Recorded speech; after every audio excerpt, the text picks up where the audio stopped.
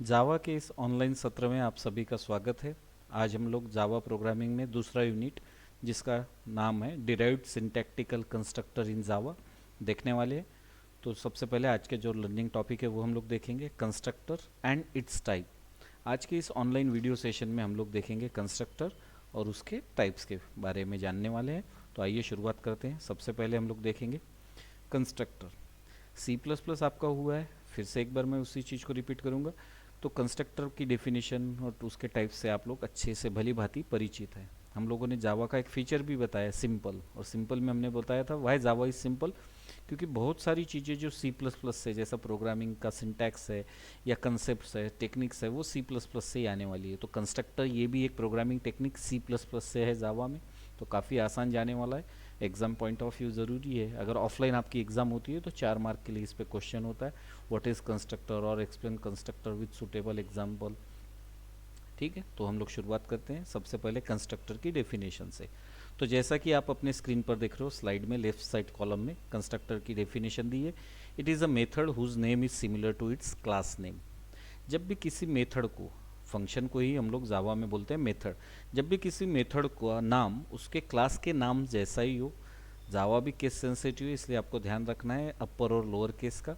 तो क्लास का जो नाम है वही अगर आप लोग मेथड को भी देते हो एज इट इज़, तो उसको हम लोग बोलते हैं कंस्ट्रक्टर।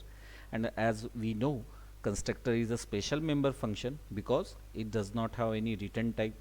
ठीक है, its name is similar to its class name and it invoke when object is created. हमें इसके अलग से ऑब्जेक्ट के साथ में कॉल करने की ज़रूरत नहीं पड़ती है। जैसे ही आपने ऑब्जेक्ट किया, कंस्ट्रक्टर ऑटोमेटिकली कॉल हो जाता है। तो ये सारी बेनिफिट्स कंस्ट्रक्टर के जावा में भी है।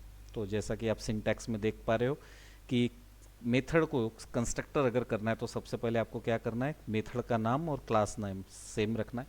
अगर कोई आर्ग्यूमेंट है तो वो आपको प्रोवाइड करना है, और बाद में ओपनिंग क्लोजिंग ब्रेसेस के बीच में आप लोग कंस्ट्रक्टर की बॉडी डिफाइन कर सकते हो। तो यहाँ पर मैंने एक एग्जांपल दिया है, जैसे डेमो। अगर क्लास का नाम डेमो है और मेथड का भी क्लास आपने नाम दिया है demo, then it is constructor. तो उसके अंदर मैंने एक वेरिएबल डिक्लेयर किया और उसी को डिस्प्ले किया। तो आगे के एग्जांपल में हम लोग देखेंगे टाइप्स ऑफ कंस्ट्रक्टर और उसके उदाहरण।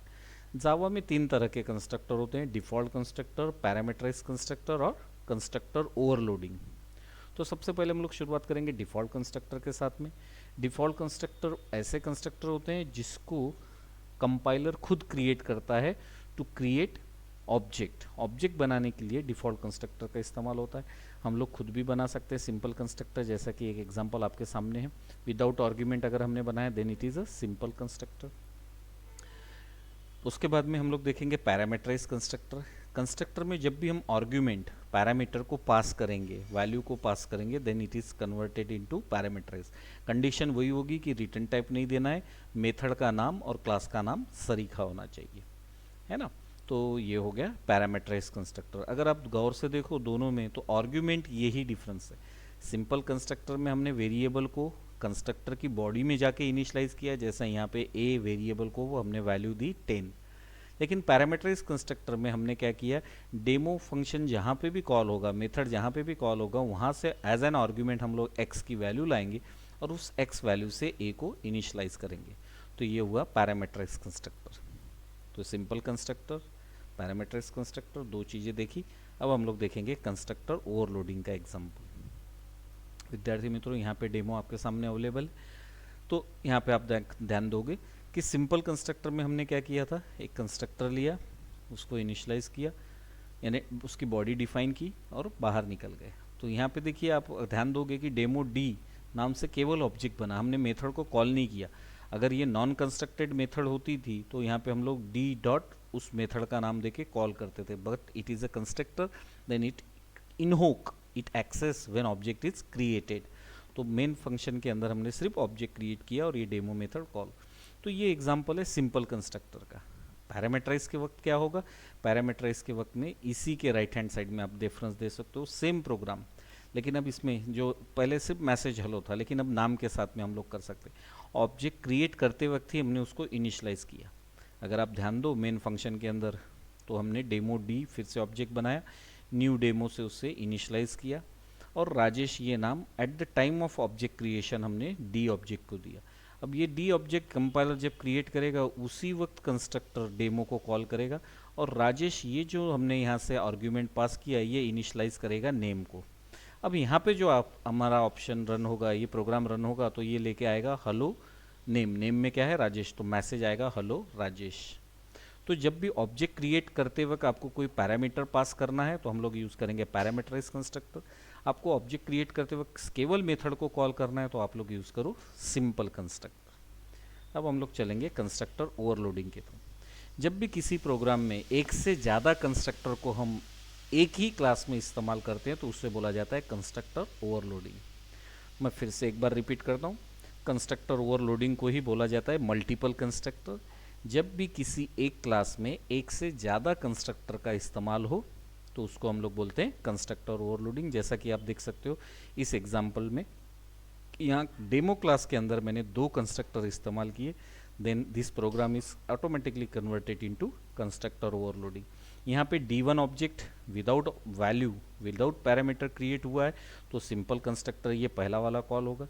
लेकिन D2 ये ऑब्जेक्ट बनाते वक्त हमने पैरामीटर को पास किया है, जैसा राजेश के नाम को हमने यहाँ से पास किया, तो D2 is call parameterise constructor, तो वो इस सेकंड डेमो कंस्ट्रक्टर को कॉल करेगा। जब भी किसी एक क्लास में एक से ज़्यादा कंस्ट्रक्टर का इस्तेमाल हम लोग करते हैं तो उसको हम लोग बोलते हैं कंस्ट्रक्टर ओवरलोडिंग। तो थोड़ा सा रिवाइज करेंगे। आज हमने क्या देखा?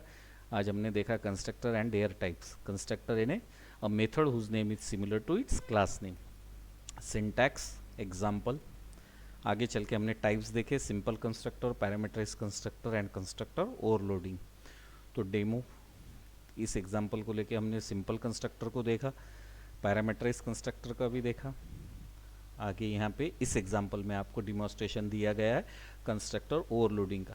जब भी एक क्लास में, सेम क्लास में एक से ज़्यादा फंक्शन या मेथड्स को हम लोग नाम देते हैं, वही जो क्लास का नाम है, तो उसको बोला जाता है constructor overloading. When we use more than one constructor in same class then it is known as constructor overloading और मल्टीपल कंस्ट्रक्टर। तो इस तरह से आज का ये पॉइंट हम लोग यहाँ पे सेकंड यूनिट का कवर करते हैं। तो कुछ क्वेश्चन आपके प्रैक्टिस के लिए, कंस्ट्रक्टर की definition, rule to create constructor, constructor must be in public zone, दूसरा वो कभी भी स्टैटिक नहीं होगा, it does not have return type. तो ये रूल्स आपको यहाँ एक बार रिकॉल करना है। बाद में कुछ प्रोग्राम आपके लिए जिनको क्रिएट करना है बाय यूजिंग कंस्ट्रक्टर और कंस्ट्रक्टर ओवरलोडिंग। आशा है ये प्रोग्राम आप लोग करके देखोगे। अगर कोई अड़चन है तो कमेंट सेक्शन में मुझे सजेस्ट करोगे। Till then good bye.